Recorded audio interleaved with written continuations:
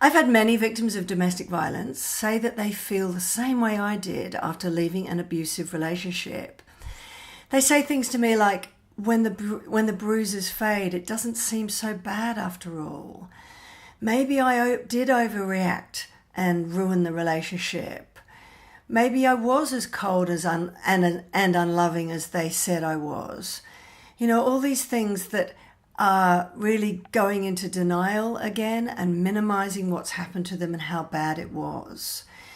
I know what that's like. It really is the toughest time leaving an abusive relationship, and we do still love them, so we start to minimize how bad things were. What happens to us when we leave? We start to doubt ourselves. And, you know, it's no wonder, because we've been in a relationship where we've experienced gaslighting, where our reality has been blurred. We've known there's been bad behavior, and when we've called it out, we've been told we're crazy or that didn't really happen, we're imagining it. So our reality's been blurred, and we really do have that doubt already. But after we leave, of course, then they hoover us with all that they've got.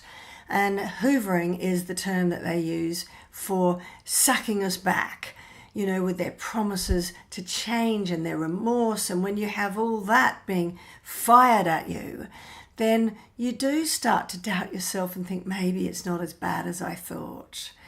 And that's quite often why we go back. But, you know, all these promises to change, they're good. They mean them at the time, but only as long as it takes to get control back over you, and then it will all go out the window and the behavior will just go back to exactly the way it was. We also feel sorry for them. So we leave them and we start to feel sorry for them. We really start to feel, you know, maybe they're going through a really hard time. My ex actually tried to commit suicide after I left.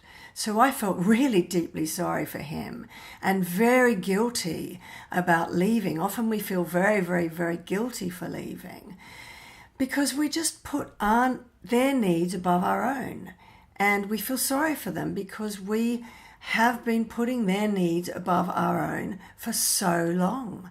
And in fact, that's why they were attracted to us in the first place, is because narcissists have a lack of empathy. So they feed off others who have a great ability to empathize and who can naturally put other people's needs and pains above their own. And so we are that type of person. We're very empathetic. We put others' needs and pains above our own.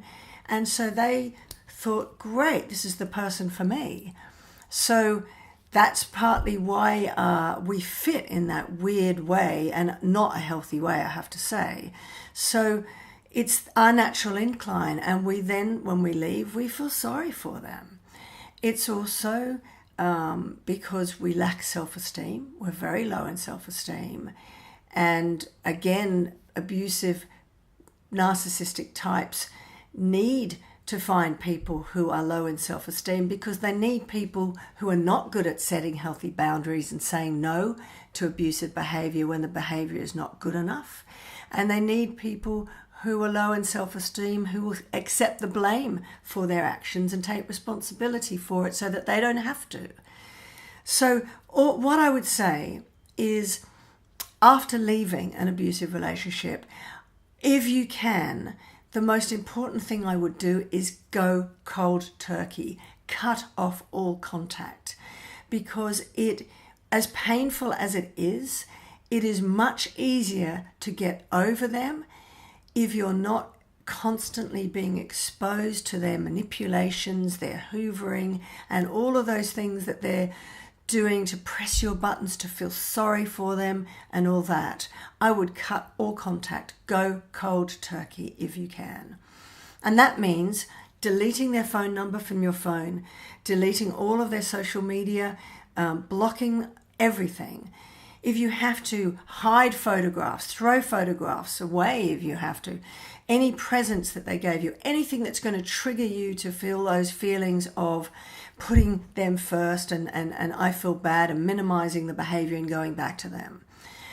It's like a plant. If you stop watering it, it will wither away and those painful feelings will eventually go away. But if you're exposed to that manipulation and all that, you will just keep going back. So cut off contact if you can. And I would join a support group of like-minded people who've been through what you've been through. They are invaluable, you know, whether it's a support group like Al-Anon for wives and families of alcoholics, because often abusive behavior goes hand in hand with addictions. Or there's many secret Facebook groups online. Join forces with other people who have been through what you've been through and understand what you're going through, and hopefully have, like me, are further down the track than you are to show you and guide you through this painful time.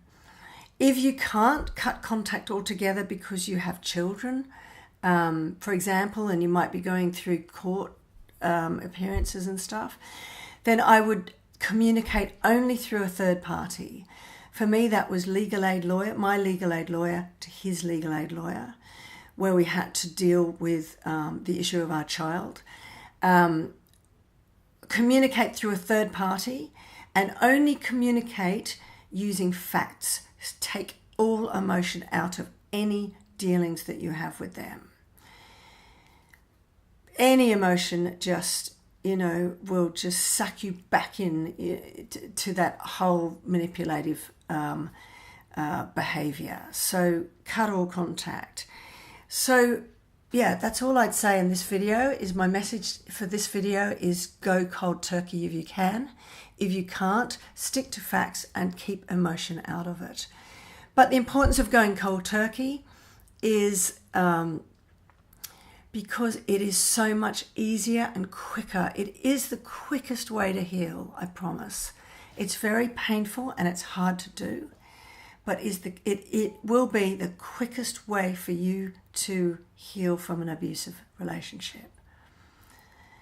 And, you know, you don't want that pain to last forever. So if you can, cut all contact, go cold turkey.